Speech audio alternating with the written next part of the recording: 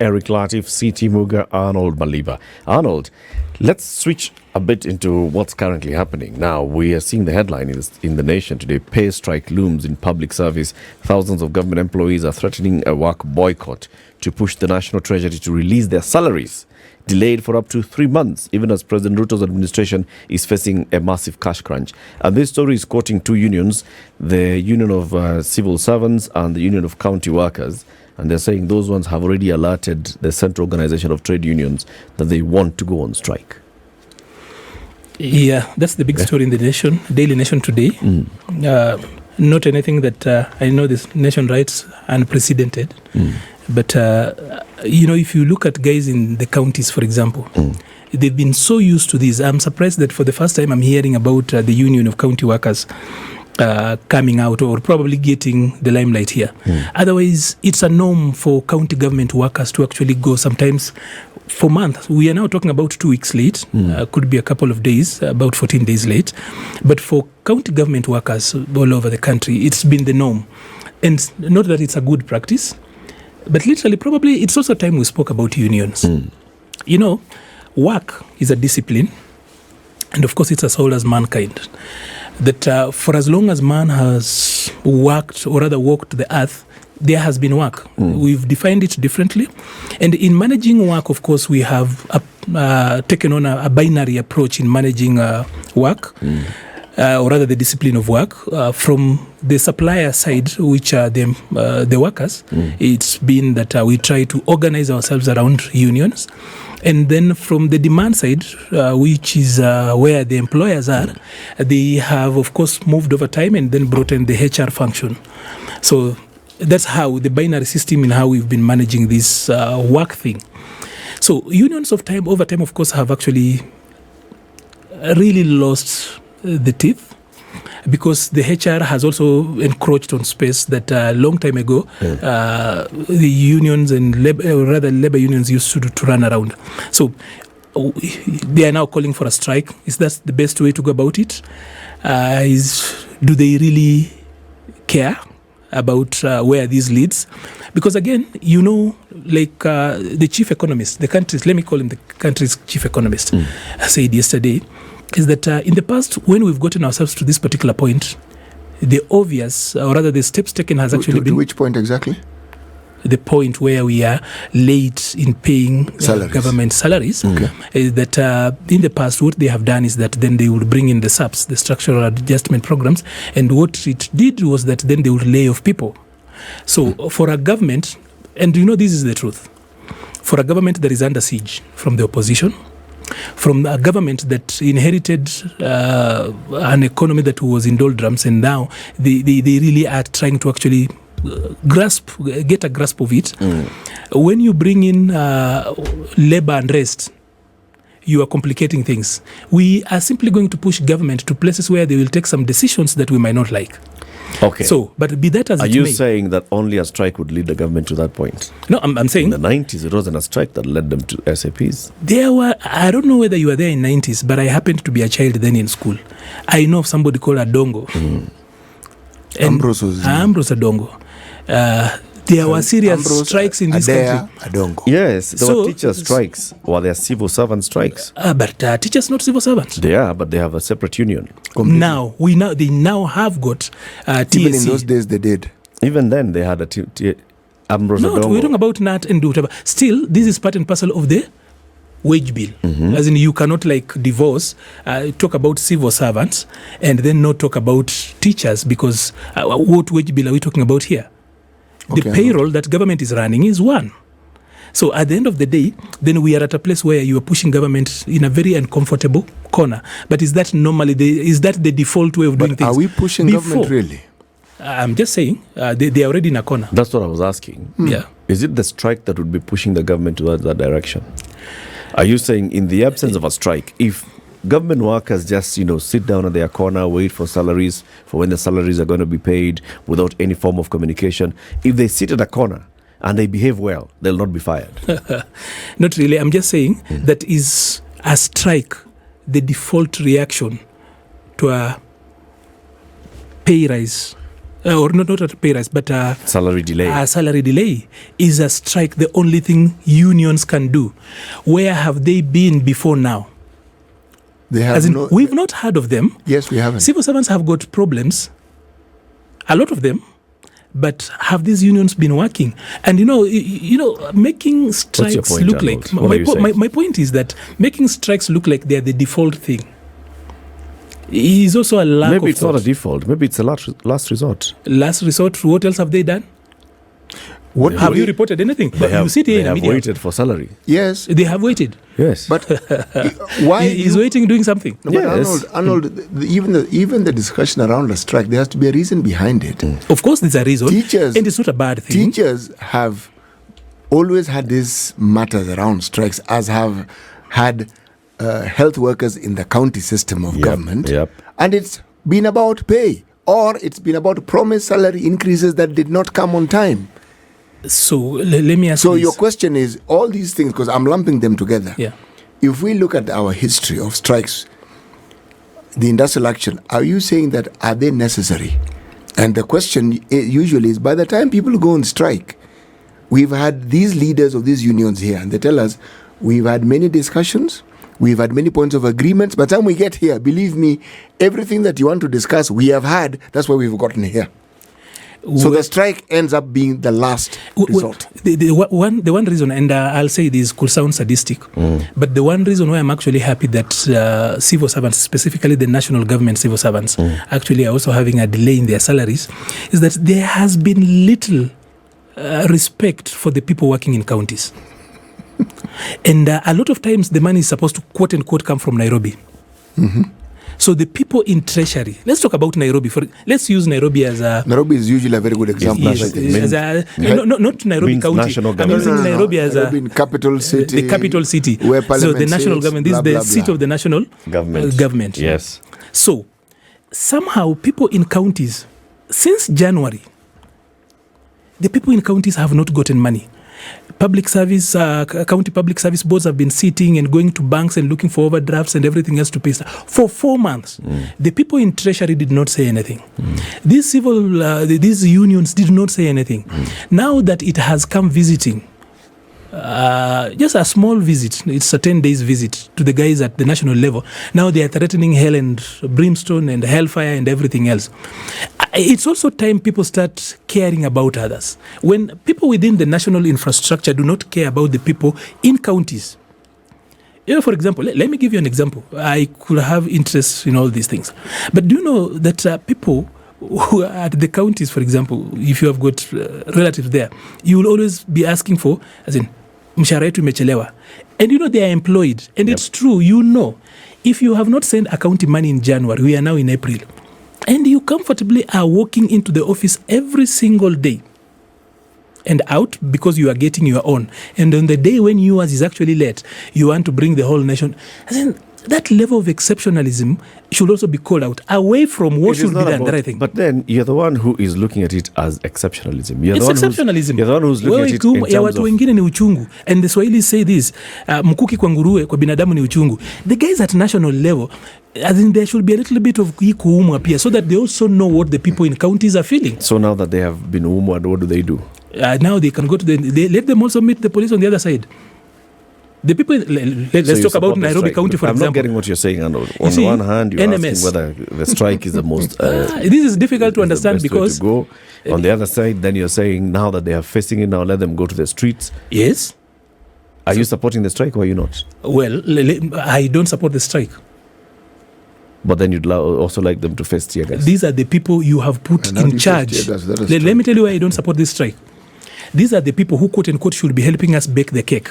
The rest of us as Kenyans, you are here working in the morning. The government will have their money, their share of your money, without you seeing it. There is no single day, Eric, you get your money, especially your income, and you then decide, okay, government, this is your money I'm giving you. No, they take it up with the guys at the HR, the accounts. They clear uko.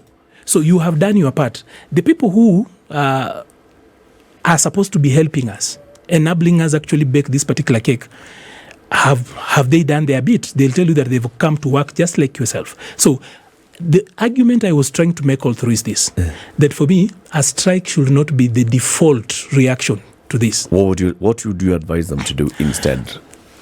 You know, one thing that happens is that... So unions are contemplating a strike. Let's look at the chronology of events. So they haven't had this kind of situation before.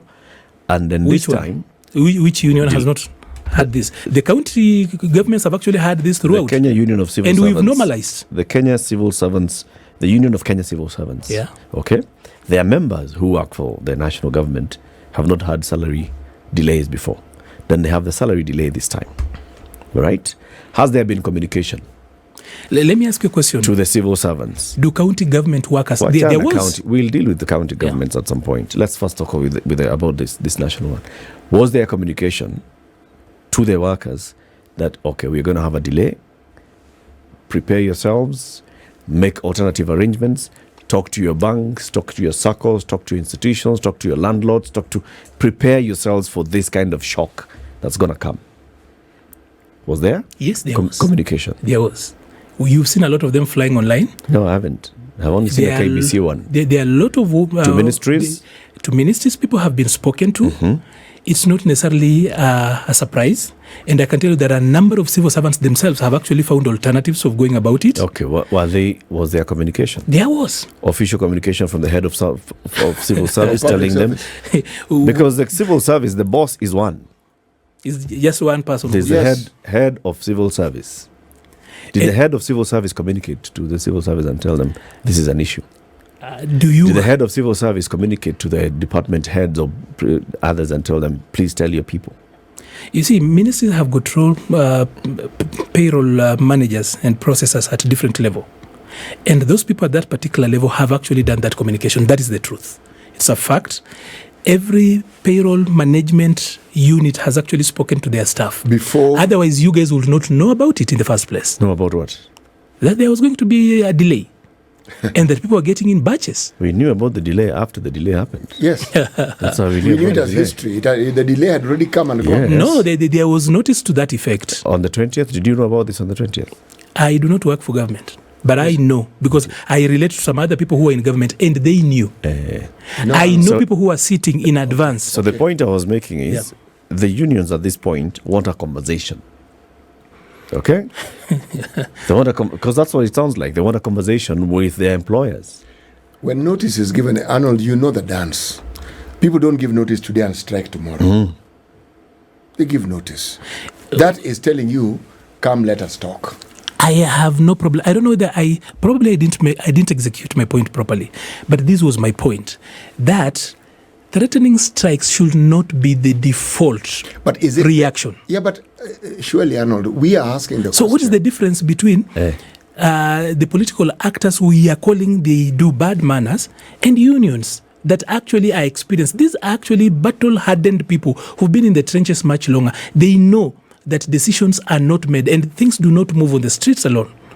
What else have they done? Do you have anything on record that unions have called government and the government have not met them? Have they reached out? Do you have anything on record, Eric, here? No, I don't. No. So then it's important for us to ask. That record? Yes. Why? Yes, for us to justify the next course of action. No. That's the point. You don't need what you've said to justify that action. What should be the first point of course of action? I don't know whether you people have good families, but if your child comes home and there is a problem, is violence the automatic reaction? Who says a strike is violence? What is a strike? Let's say, if I were to strike you with this phone, is that not violence? I know. You're provocating.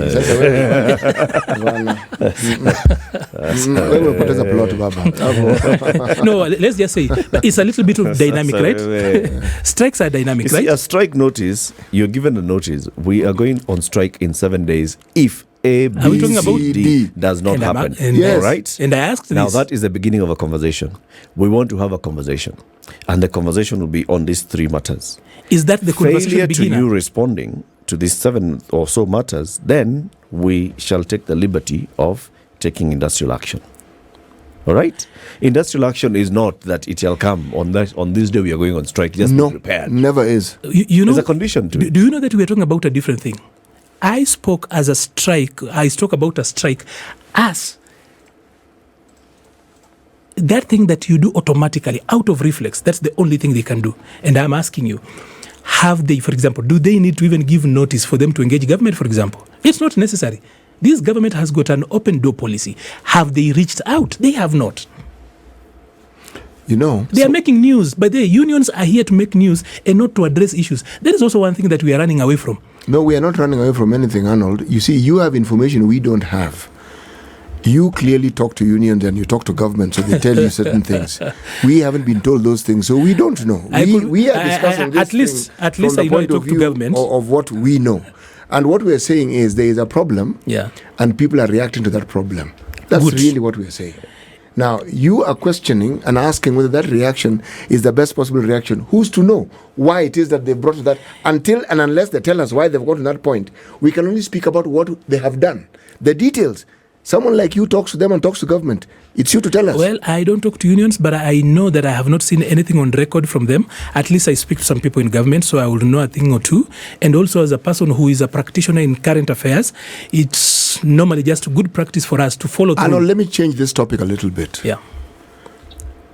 Is it that we have money which we are using badly, or is it that we don't have money?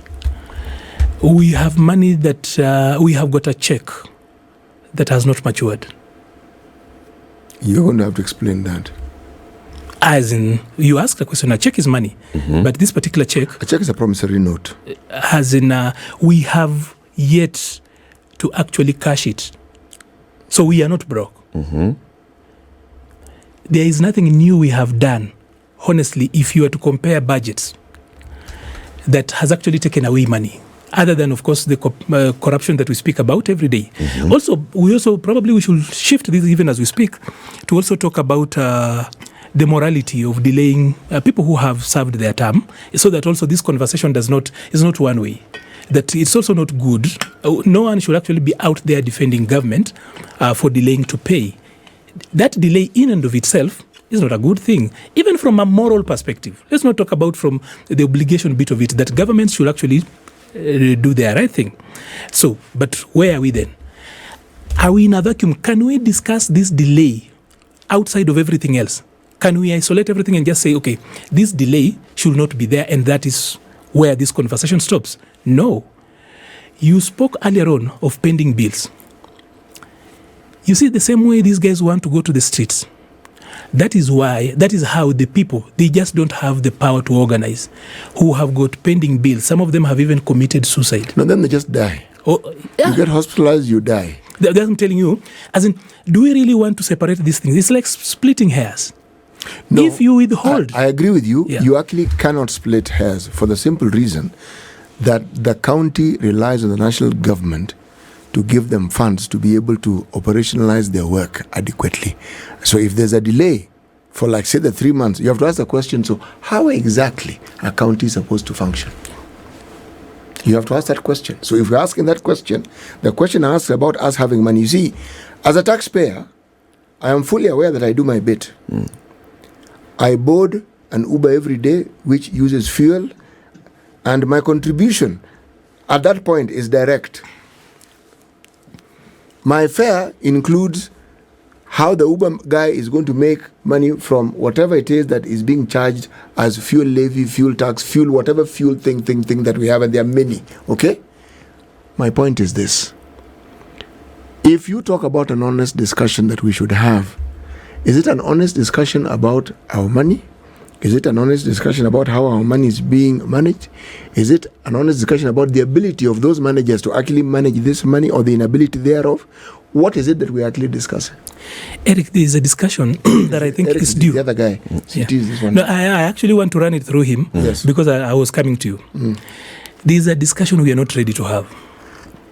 Which is? Kenya has got about 5.6, but we love to round it up to 6 million taxpayers. For a country that has got a workforce of 24 million. Why do we have 6 million taxpayers? Because there's this thing we call the informal sector that has not been brought into the tax net properly. And you know why we are not ready to have that particular conversation? Is that there's this lie that the grey economy does not produce enough money and that they should be allowed, the quote-unquote, the Juakali model, they are there and they shouldn't be taxed. And that is where we get it wrong. Is there such a model?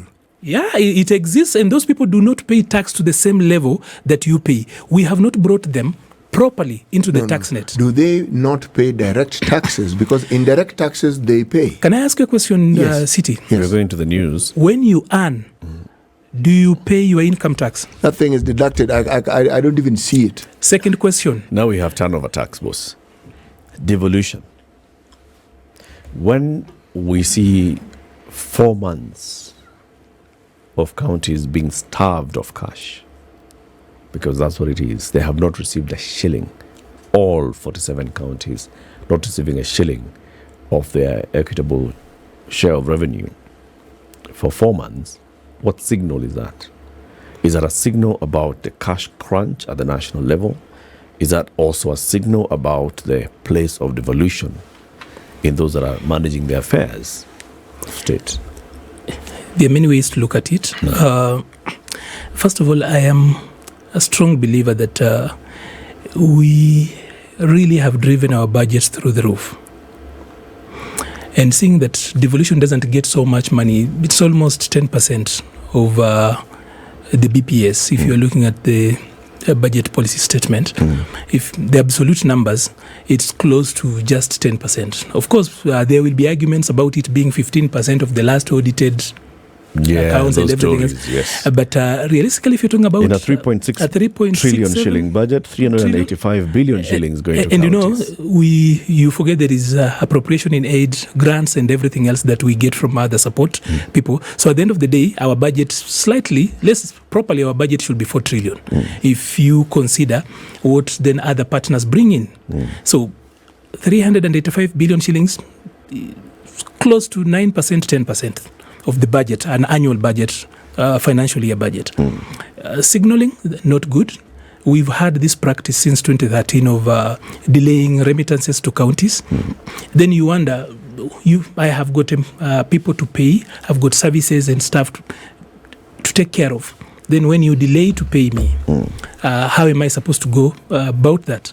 But that is one way of looking at it. And one question that anyone will ask, we presuppose that wherever the money is supposed to come from, there is available money, and then something or another is actually causing the delay. But all of us know that there is much more to that than just the procedural problems. I think KRA releases the exchequer to CBK, I think after 2 weeks, or rather CBK releases money to Treasury, they call it the exchequer, and normally the practice was after 2 weeks, there is an available exchequer through which they can actually play around and budget, or rather take care of the priorities that are available. But all of us understand that salaries are a priority. There are overheads that need to be taken care of. But all of us then know that we're not doing well as an economy. As a country, the economy is not doing well. So, is it time we had a conversation about where we are? I know if we talk about where we've come from, it gets a little bit jittery because then people are like, kind of, now you're in control. Talk about what you can do now and here. So, we are frustrating devolution, but no one is doing it out of commission. Literally, no one is doing that out of commission. What do you mean by out of commission? There is no one in government who wakes up in the morning and says, I am going to the office to deliberately frustrate devolution. No one wakes up in the morning with the commitment that today the governors are going to know who I am. Are you sure? There is no one in this government that I know. And all of us can actually attest to that. Because all of us? I can't, by the way. Because if all of us thought that there is anybody out there who wakes up in the morning to teach governors in devolution a little fear of God by way of frustration, then we wouldn't even be having elections from governors and everything around that. Those two are very separate issues, Arnold. They can't be. That conclusion is erroneous. Completely erroneous. You are doing very well up to that particular point. So then can I finish the other bit? Yes. So that I don't lose my train of thought. Yes. So how does government raise its revenues? First of all, let's talk about tax. So if you're talking about tax, government will actually get money in 3 avenues, or it will tax you on income, government will tax you when you spend, and they will also tax you on wealth. In this country, the big chunk of our tax comes from income, the pay as you earn and the others. Then, of course, there's the tax that literally everybody pays. And that is why I actually was talking about the importance of us coming up with a framework that can properly tax the grey economy, what we call the informal sector. Because hawa watu ni masonko. Hawa watu wa informal sector ni masonko, wako na do. But the truth is that they don't pay taxes the way we do. We have not mainstreamed, and we are so populist. Our politicians will not accept to have this conversation. It is time. You cannot have 6 million people carrying a burden of a working force of 24 million people. That is immoral. But then because we are so populist in the way we do politics, we will talk about hustlers, wasilipishwe ushuru sana, wasifinyiliwe. But the truth is that some of them make more money. But they did start with this government. More than sisi watu watai. All right, but they did start there is with this always government. time to start. There is always some time to start. And this should be the time for us to start, where we need to start having a conversation where everybody should share in our prosperity, but everybody should as well bear in the burden of ensuring that as a nation we go somewhere. So you're that is a saying conversation we don't want to have, but it's necessary, and this is the time to have that conversation.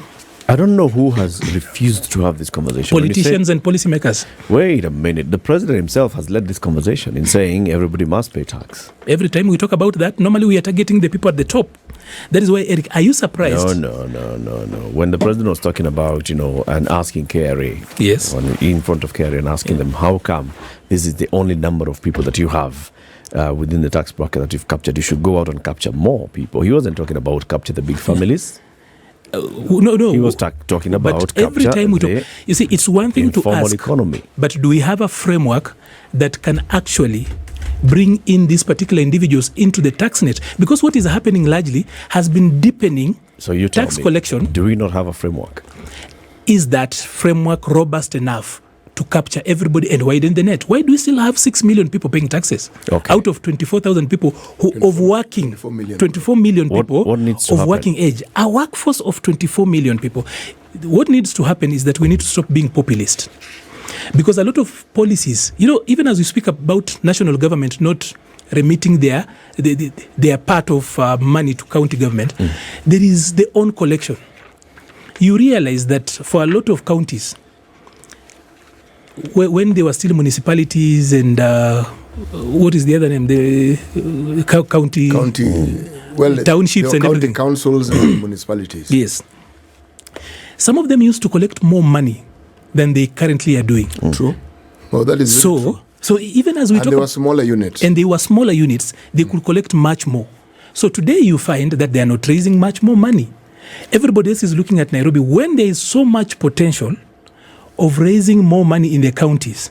But because of populist policies, people do not just want to face the thing that you are using public goods, you are using public services, and somebody has to pay for them.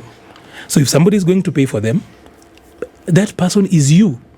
That person we actually are waiting for is us. So the people, the so-called middle class, what Dr. David Ndii loves to call the upper deck. In this country, we've got a very thin middle class. In fact, it's actually a missing middle class. Do we actually even have a middle class in this country? They actually are just one element away from poverty. Actually, just one sacking, and you then get into a mental issue. So, even as we talk about that, the core of our economy are these people we call the informal sector, but we do not have robust frameworks to collect taxes from them. They are paying taxes, everybody pays. You, city here, will pay all other taxes, and you'll still pay the same tax they are paying, and we will argue everybody pays taxes. But then are we paying taxes equivalent to what we are earning? That is why some of the people with the serious money, for example, let me use Nairobi, are in Eastlands. Hii watu inaishi side ingine ya south of Tomboya or Uhuru Highway. Hawa watu wako tu na deni, lakini pesa proper iko hii side ingine. Okay, but Arnold, so what's lacking? Leadership. And when I talk about, I've spoken about leadership continuously. This leadership should not just be from the top. So it's even not in the counties. It's not that the people in the informal sector do not want to pay tax. Well, tumewazoesha. No. You keep introducing a new discussion. Have they refused to pay tax? Do they want to pay tax or not? we are not willing to allow them to pay tax. I will not answer it the way you want. Because I know, Because I want to spoke look at about it from- the from populist two bit of it. sides. That's why I'm talking about leadership. Is it from policy side or is it from the public side? Because we are talking about watu tumewazoesha, watu hawajui. You're placing it on them. Let me It's ask you like this question. saying the people in the informal sector do not want to pay tax like the rest of us who are paying tax. Let me ask you, Is that do you love paying tax? I don't love paying tax, but Good. I pay tax. The same applies to them, but you are made to pay. Yeah, but I'm willing to pay. So it is on the leadership side. That's why I spoke about You leadership. see, Arnold, And that's why the we don't question look was, for are ways they to avoid willing to paying pay tax? So are those people looking for ways to avoid paying tax? I have spoken about leadership. Okay. Eric, let's... So it's the leadership. It is the leadership. For me, it's the What leadership. leadership? This populist politics that we do, Which one? for you, you are considered rich, even though you are burdened. Okay. In which part of this universe are we considered rich? Okay, it's okay. Sitting, Let's you are just go here with speaking it. We English. want us to go with That the is flow. the first Let's go with the in this flow. country All right, let's go that with you the can flow. speak the English you are speaking. I, as a You're rich already man, rich. I, as a rich man, is talking to Let's you, go with the Arnold, flow. Continue, So Arnold. I am the who's rich this man. who needs to change their mindset? The mindset should be. I don't know how to frame this, but let's talk about the leadership we have, the political leadership. Okay, political leadership. And the populist politics that we do. So you will find people who actually honestly should be contributing or paying much more than they are currently doing. But we come up with policies that then somehow, for purposes of pleasing people and winning elections, we have left a huge population in this country that has got some change that should be paying. The rest of you are paying much more. Example of But policy? some people, let's just talk about... Example of a populist policy that has deliberately left out people from paying tax. this Juakali sector mentality, the informal sector. We even know the numbers. Is that a policy, Arnold? It is a policy. It is a policy because policies sometimes don't have to be written. Okay, so what's this policy that says? So, let me tell you about where I was born and a policy. Just an example in one sentence. Long time ago, we, the people who were born in Madare, specifically in the Moroto area, that is just the area under the Air Force, number 10 Air Force Gate, the Moroto area. Long time ago, water was free. Because We were, quote unquote, people who could not take care of ourselves and out of sanitation, because just by washing hands and having clean water in itself takes care of a lot of things. Okay. accepted? So there was that policy for a long time. Water was free. Water was free. But do you think that people like my late father, who was and had a shop in that particular place, was really poor? 100%? Given the level of education you have, that guy was not poor. No, I'm just giving you an my example. son, my son. So, You but tell then us. there's a policy. So he ran so a do you shop think and that all. Nairobi Water, for example, Could have collected. have they been some- collecting enough revenues to sustain what they are offering? I see the question you're asking. So it is the same thing even for Kenya Power, that they are not running on market principles, and at the end of the day, We're doing well with the Nairobi it's the water same thing. thing, When you the bring same in Kenya concept. Power, that's Populist. a completely No. different discussion. It is, I'm bringing you from water, I have brought you to power, and now we can now talk about taxes on the other side. So categorization of people based Building up how we actually are managing this thing. And- So today, the same people that used to get water for free now are paying water much more expensive than today I would pay where I live on the other side. Why did you move? Why did I move? Because Life I thought was better on the other What side. I'm not understanding is was I so- not supposed to move? But no, this style you have of answering my questions with questions is very good. But it would help from time to time if you just answered what I asked. But then we have got a visitor in the studio and we are misbehaving. No. The visitor. Tunamkaribisha mgeni.